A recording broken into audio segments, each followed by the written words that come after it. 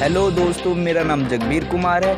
मैं आपके लिए एक नई वीडियो लाया हूं, तो प्लीज़ मेरे चैनल को सब्सक्राइब करें और बेल आइकन दबाना ना भूलें। दोस्तों, जो आज का टॉपिक है बहुत ही ज़्यादा इंटरेस्टिंग है। कोरोना वायरस कैसे पैदा हुआ और वो कैसे फैला, तो प्लीज़ इस वीडियो को पूरा देखें। दोस्तों, ये फिर स्टोरी स्टार्ट करते हैं। बीते दिसंबर में वुहान की सी फूड मार्केट के इर्द गिर्द रहने वाले कई लोगों में बुखार से पीड़ित होना शुरू हो गए। इनके टेस्ट के लिए sample Wuhan institute of virology national biosafety lab के पास पहुंचे, जहां वैज्ञानिक के माइक्रोस्कोप से जो उन्होंने देखा वो आने वाले जानलेवा ग्लोबल खतरा का संकेत दे रहा था। दोस्तों, कोरोना को लेकर पिछले 2 महीने से चीन में और अब पूरी दुनिया में हाहाकार मचा हुआ है। ईरान से लेकर इटली तक और इंग्लैंड से लेकर अमेरिका तक, और अब तो भारत में भी कोरोना दाखिल हो चुका है। चीन से निकला इस जानलेवा वायरस का जिस तरह अभी तक इलाज नहीं मिला है, उसी तरह इस वायरस के रहस्य को भी अभी तक सुलझाया नहीं जा सका है। लिहाज इस वायरस की तह तक पहुंचना बेहद ज़रूरी है।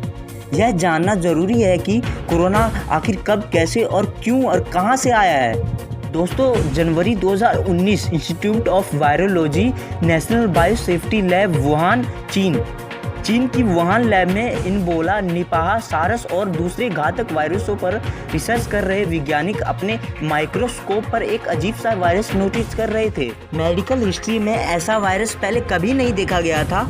इसके जेनेटिक सीक्वेंस को गौर से देखने पर पता चल रहा था कि यह चमगादड़ के करीब हो सकते हैं। वैज्ञानिक हैरान थे क्योंकि इस वायरस में वो सारस वायरस के साथ समानता को देख पा रहे थे, जिसने 2002-2003 में चीन में महामारी ला दी थी और दुनिया भर में 700 से ज़्यादा लोग मारे गए थे। उस वक्त भी यह बताया गया था कि सारस छूने और संक्रमित व्यक्ति के छींकने या खांसने से फैलता है, लेकिन तब चीन ने इस वायरस को छुपा लिया गया था। दिसंबर का पहला हफ्ता 2019 वुहान, चीन। दिसंबर के शुरुआत हफ्ते में वुहान की सी फूड मार्केट के इर्द गिर्द रहने वाले कई लोगों में बुखार से पीड़ित होना शुरू हो गए। इनके टेस्ट के लिए सैंपल लैब में भेजे गए, जिसके बाद यह sample Wuhan institute of virology national biosafety lab के पास पहुंचे। यह वैज्ञानिक के माइक्रोस्कोप से जो उन्होंने देख रहे थे वो आने वाले जानलेवा ग्लोबल खतरे का संकेत था। मगर चीन अधिकारियों ने डॉक्टर और वैज्ञानिक को बदनाम और अफरा तफरी के माहौल से बचाने के लिए खामोश कर दिया। दोस्तों, दिसंबर का आखिरी हफ्ता 2019 वुहान, चीन। डॉक्टर ली वेनलियांग के अस्पताल में स्थानीय सी फूड मार्केट के करीब 7 मरीज पहुंचे। यह वही डॉक्टर ली थे जिन्होंने दुनिया को पहली बार इस जानलेवा वायरस से आगाह कराया था। बहरहाल, इस मरीज के लक्षण देखकर ही डॉक्टर ली को समझ में आ गया कि यह सभी के सभी किसी अनजान घातक वायरस के शिकार हो गए हैं। उन्होंने फौरन इस बीमारी के बारे में दूसरे डॉक्टरों को अलर्ट किया और इस वायरस के बारे में अपनी रिपोर्ट दी। इतना ही नहीं, इसके बारे में उन्होंने विच ऐप पर अपने मेडिकल कॉलेज एनुअल ग्रुप में भी जानकारी दी और सबको अपने जानकारों, दोस्तों और रिश्तेदारों को इस बारे में आगाह करने को कहा। लेकिन कुछ घंटे में ही उसका मैसेज स्क्रीनशॉट वायरल हो गया। जनवरी का पहला हफ्ता 2020 वुहान, चीन। नए साल के जश्न में दुनिया और चीन डूबे थे और ठीक उनकी नाक के नीचे वायरस लगातार फैलता जा रहा था। 7 से 14, 14 से 21, 21 से 42 होते यह दास्तां हज़ारों तक पहुंच गई। मगर चीन इसके रोकथाम के बजाय इस जानलेवा बीमारी को दुनिया से छिपाने में ही लगा रहा। 25 जनवरी 2020 institute of virology national biosafety lab Wuhan, चीन। अंग्रेजी नया साल के बाद आया चीनी नया साल। अफरा तफरी से बचने के लिए चीन ने इस जानलेवा वायरस की खबर को सामने तो नहीं आने दिया, मगर अंदर ही अंदर वुहान के institute of virology national biosafety lab में इसकी जांच चलने लगी।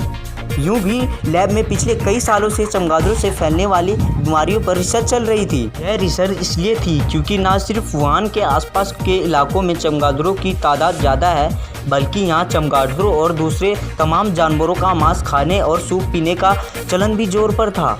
और अब तक की जांच में यह तो साफ हो रहा था कि हो ना हो ये जानलेवा वायरस इन्हीं चमगादड़ों से फैला है।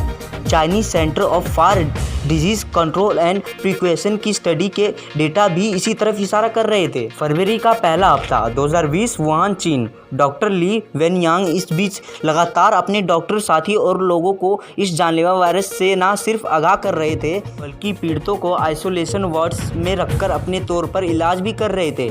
इसी बीच यह खबर चीन से निकलकर दुनिया तक पहुंचने लगी।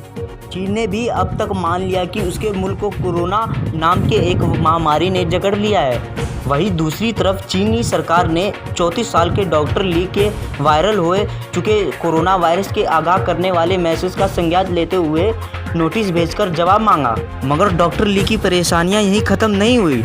इसके फ़ौरन बाद उन पर अफवाह फैलाने का आरोप लगा दिया गया और उन्हें लिखित में माफ़ी मांगनी पड़ी।